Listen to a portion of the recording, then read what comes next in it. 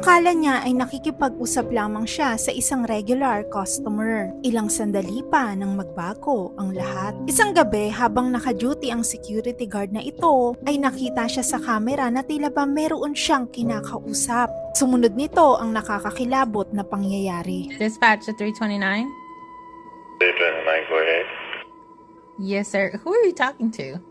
I'm talking to a elderly lady.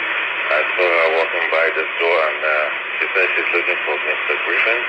Her name is Miss Abigail. Are you sure you're saying Miss Abigail? Like, she's been passed on for 2 years now. Come again with that, please? Miss Abigail she died 2 years ago. You mean you can't see the person I'm talking to? No, there's nobody in front of you at all.